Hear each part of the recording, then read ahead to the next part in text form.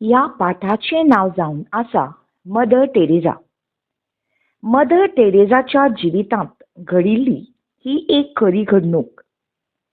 तो दीस एका व्हडा सणा परबेचो आसलो. जायते लोक भेटो भोवऱ्यो घेवन मदर टेरेसागेर पयस पयशिल्ल्यान आयिल्ले.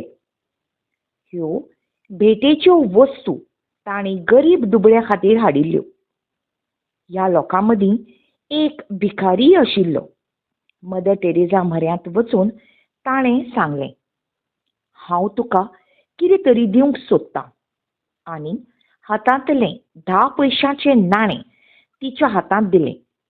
फुडें तांणी म्हणलें, आयज म्हजे लागीं हे इतलेच दुडू आसात. उपकार करात आनी ही म्हजी ल्हानशी भेट मानून घेयात. मदर टेरेसान ताचे कडेन मायेन पळयलें आनी तें 10 पयशांचें नाणें हातांत घेवन तिणें म्हणलें, ह्या गरिबांक दिल्ले हे धाकटुले भेटेन म्हाका सुमारा भायर खोस जाल्या.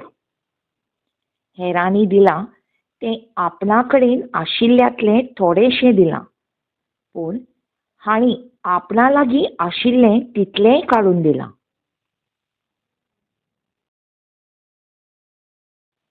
मदर टेरेसाचो जल्म 1910 वर्सा युगोस्लाविया देशांत जालो. ल्हानपणा सावन गरीब दुबळ्यांची सेवा करपाक ती भोवच खोशी जाताली. देखून ती माद्री जाली. फुडें तिणें भारतांतल्या कोलकाता शारांत येवन एक सेवा करपी संस्था सुरू केली. समविचारांच्यो आनीकय कांय माद्री अनाथ भुरग्यांक आवयचो मोग दिवन तांकां ल्हानाची व्हड करपाचें काम करताल्यो.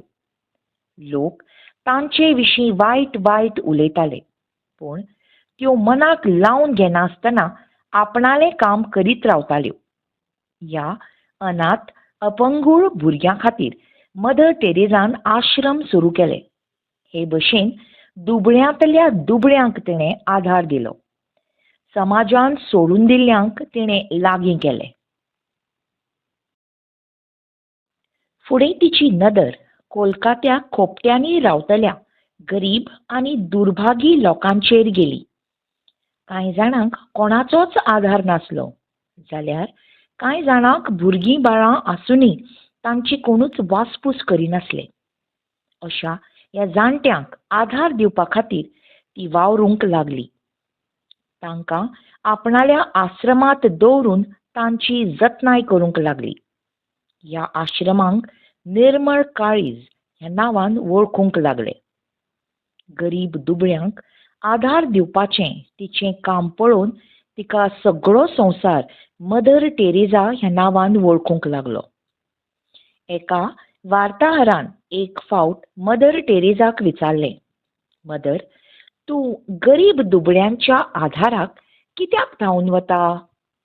मदर टेरेसान नमळायेन जाप दिली, बाबा रे, जण एका अनाथ दुबळ्या पिडिस्त मनशाक म्हाका देव दिसता आनी तांचीच हांव सेवा करीत आसां.